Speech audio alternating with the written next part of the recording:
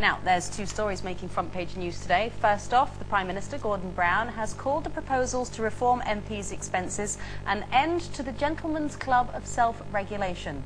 They include banning the flipping of properties between first and second homes and claims for furnishings, cleaning, household goods and stamp duty. All payments will now be published online quarterly as well. So, is it enough? Will this restore your faith in Parliament? No, not for me, not yet. I mean, to me it's not enough. You can't just suddenly go, oh, actually, yeah, we did it, but now we've changed it all. And, you know, they probably should have done it years ago. The problem was they made the rules up because they knew they could abuse them, and a lot of them did. Not all of them, I know. But, you know, now they're saying, oh, we're going to pay the money back and everything else. But they've done it. You know, and you vote for your MP because you want them to represent you. You want them to, you know, do the best for the country and for you. And the fact that they've been totally dishonourable in what they've done, but just because they're going to pay it back and they've changed the rules, it doesn't make it okay. No, it will not make it okay. It's got to the point now where it's ridiculous. There was a survey apparently this week.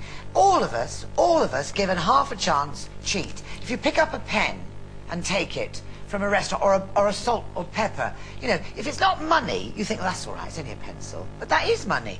We're not talking about that. No, forget the really bad fraud. We're talking about public money. No, I know. What I'm trying to say is, though, now, the entire Houses of Parliament is full of people, you said, who brought in this expenses thing so they could all cheat it. That's not actually true. Yes, it is. No, it's not. Well, no, because not all of them did, no, but a lot of them. They knew that it was people fake. Just are dishonest, and I think we've got to stop now. Yes, punish people that did fraud, but it's becoming... Oh, right, so everyone's dishonest, so just everybody. let them get away with it. No, there are MPs who work very hard. Of course there are. And the system is wrong, and it's good it's come to this point. They made the system. They created it. Just make the system. They did. Yes, they did. So will this restore your faith? But what it's done is it's opened up. What I'm trying to say is, things have to get better on now. about it. Yes, that there are people, decent people there. There are people who want to be MPs for decent reasons, and they have to find a way of bringing us back into it. You know. See, I'm incredibly optimistic now. To me, and it's weird how it's all happening at once. It's sort of like the House of Cards is collapsing left, right, and centre. It's like the banking system. You know, it was dishonest, and it was out of balance, and it collapsed. And yes, the world economy is paying the price, and it's going to be very tough for a lot of people.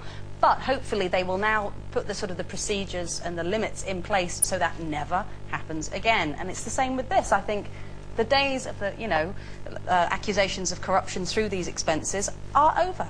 It's never going to happen again because it's going to be published online quarterly. Everything you claim for will be publicly scrutinised. So I'm very optimistic. It's the beginning of a new era. But I think the most shocking thing for me through the whole thing is why everyone's shocked that MPs were dishonest. Yeah. That shocked me more than anything. Why, you know, I've never trusted them, so it wasn't a surprise to me. It was like, oh, here we go again. They've lied again. Whoopee. Yeah, they always lie. When you're talking about public money, it's quite different. You know, MPs, a lot of MPs are in it for their own gain, but with the money thing. I'm not shocked by that because I've always thought that anyway. But it isn't all of them. If it was all of them, then I think you could say that, but it isn't. Well, also making headlines today is the release of a report into child abuse by priests and nuns in the Catholic Church in Ireland. The 9-year investigation has found that the rape of and violence towards children was endemic in Ireland's austere network of industrial schools, reformatories, orphanages and hostels from the 1930s until the last facilities were shut down in the 1990s. The new Archbishop of Westminster, the Most Reverend Vincent Nichols, has condemned the crimes but did add that it took courage for those clergy involved to confront their actions, adding that we shouldn't forget that this account today will also overshadow all of the good that they also did. But is it wrong for him to call these abusers courageous? I think it's outrageously wrong for him to call them courageous because they have undone all the good work they did. As far as I'm concerned, they didn't do any good work because the fact is they abused children. That rules out everything. That makes me not believe in anything. And, you know, I think it's ridiculous that we're meant to applaud them and go, oh, well done for admitting it. They've only admitted it because they've been found out. You know, yeah, so exactly. It's disgusting. And just because, you know, now they've come out and said, yeah, actually, you know, we did do what we're... it doesn't make it okay. You know, it's exactly the same as what we were just talking about. Yeah. You can't just rewrite history and say, oh, well, I did it, but, you know, whatever, I'm talking about it now and I won't do it again. you've done it, and for me, it's just too late. I can't equate the word courage with any of that. I really can't. I'm quite confused. I mean, with what he did, means. he did outrightly condemn what they've done. But I mean, I would kind of go further in that it's not just that, any good that they did has been overshadowed. That's so irrelevant as to be laughable. For me, it's more these people perpetrated absolute evil.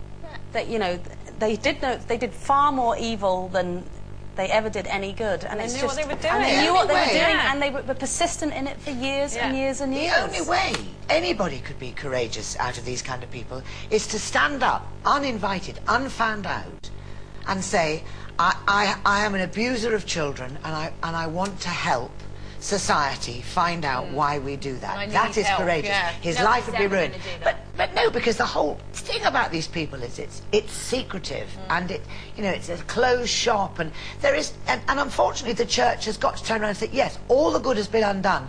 They've got to start again in a godless, if you like, society, and start again and make people believe. It's a big job.